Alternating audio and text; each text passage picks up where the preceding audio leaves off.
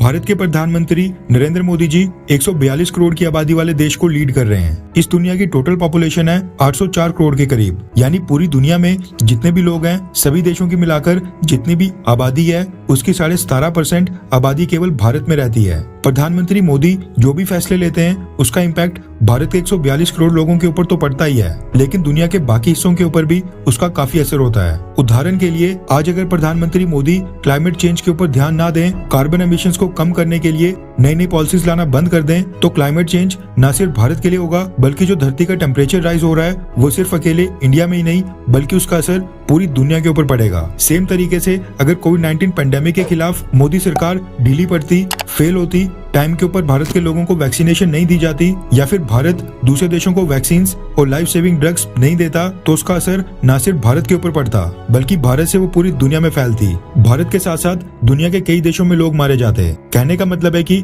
Area के आधार पर भारत दुनिया का 7वां सबसे बड़ा देश है। भारत में दुनिया की सबसे बड़ी आबादी रहती है एंड ऐसे देश को लीड करने वाला व्यक्ति कोई मामूली व्यक्ति नहीं होता है। प्रधानमंत्री मोदी का एक फैसला करोड़ों लोगों की जिंदगी को प्रभावित करता है। ऐसे में अगर दुनिया भर के मोस्ट इन्फ्लुएंशियल पीपल यानी सबसे प्रभावशाली व्यक्तियों की बात करें तो उसमें प्रधानमंत्री मोदी का नाम टॉप के 5 लीडर्स में आना ही चाहिए। लेकिन वेस्टर्न मीडिया, खासकर वेस्टर्न मीडिया का एक सेक्शन जो प्रधानमंत्री मोदी को हिंदू नेशनलिस्ट लीडर कहकर संबोधित करता है, वो अपना प्रोपेगेंडा किस तरह से फैलाने का काम करता है यह आज हमको एक बार फिर से देखने को मिला है। दरअसल टाइम्स मैगजीन ने साल 2023 की टॉप 100 मोस्ट इन्फ्लुएंशियल पीपल की लिस्ट जारी की है। आपको हैरानी होगी ये जानकर कि इसमें जो लीडर्स कैटेगरी है उसमें प्रधानमंत्री मोदी का नाम ही नहीं है, लेकिन इसमें पाकिस्तान के एक लीडर को जरूर ऐड किया गया है। ऐसा लग ही नहीं रहा है कि ये जो लिस्ट जारी की गई है इसमें शामिल सभी लोग दुनिया के 100 सबसे प्रभावशाली व्यक्ति हैं। इनमें से कई का तो इनके अपने घर के अंदर भी कोई प्रभाव नहीं होता होगा, पूरी दुनिया के ऊपर तो छोड़ ही दो। वैसे तो प्रधानमंत्री मोदी को टाइम्स मैगजीन से कोई सर्टिफिकेट नहीं चाहिए, लेकिन हम ये न्यूज अपने चैनल के ऊपर इसलिए कवर कर रहे हैं क्योंकि इस लिस्ट को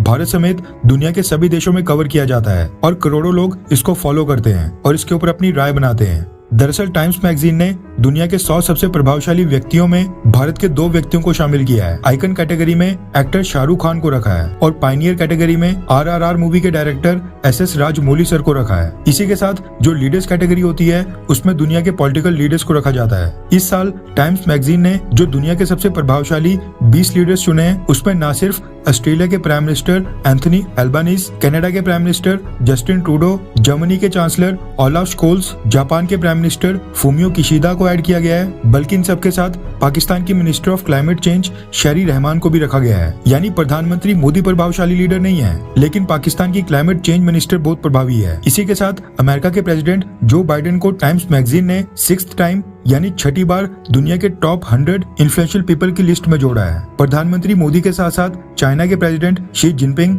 रशिया के प्रेसिडेंट व्लादिमीर पुतिन और इवन यूक्रेन के प्रेसिडेंट व्लादिमीर ज़ेलेंस्की का भी नाम नहीं है। हाँ, व्लादिमीर ज़ेलेंस्की की वाइफ ओलिना ज़ेलेंस्का का नाम जरूर शामिल है। आपकी जानकारी के लिए बता दूं कि टाइम्स ने पिछले साल भी प्रधानमंत्री मोदी को टॉप 100 इन्फ्लुएंशियल पीपल की लिस्ट से बाहर रखा था। जबकि प्रधानमंत्री मोदी का ट्रैक रिकॉर्ड देखें तो उन्होंने कोविड-19 के समय न सिर्फ भारत के लिए रिमार्केबल काम किया बल्कि पूरी दुनिया के लिए वैक्सीन भेजी। इसके अलावा उन्होंने क्लाइमेट चेंज की दिशा में भी बहुत ही रिमार्केबल काम किया था, जिसका इम्पैक्ट न सिर्फ भारत के ऊपर होगा बल्कि पूरी दुनिया को ही फायदा होगा। टाइम्स ने लास्ट बार प्रधानमंत्री मोदी को साल 2021 में अपनी टॉप 100 की लिस्ट में डाला था एंड उसका रीजन बताया था कि प्रधानमंत्री मोदी के रूल में भारत के मुस्लिम्स को भारत में निशाना बनाया जा रहा है, पत्रकारों को जेलों में डाला जा रहा है और भारत में सेकुलरिज्म पूरी तरह से खत्म हो गई है। वैसे टाइम्स की तरह और भी कई सारे वेस्टर्न मीडिया हाउसेज हैं जो लेफ्ट लीनिंग है और प्रधानमंत्री मोदी को हिंदू नेशनलिस्ट होने के नाम के ऊपर टारगेट करते हैं। विडंबना ये है कि उनके प्लेटफॉर्म के ऊपर कई सारे आर्टिकल्स तो भारतीय मूल के राइटर्स ही लिखते हैं। खैर, आपको क्या लगता है कि क्या टॉप 100 इन्फ्लुएंशियल पीपल की लिस्ट में प्रधानमंत्री मोदी, व्लादिमीर पुतिन और शी जिनपिंग का नाम होना चाहिए था? हाँ या फिर नहीं? नीचे कमेंट करके अपनी राय जरूर बताएं।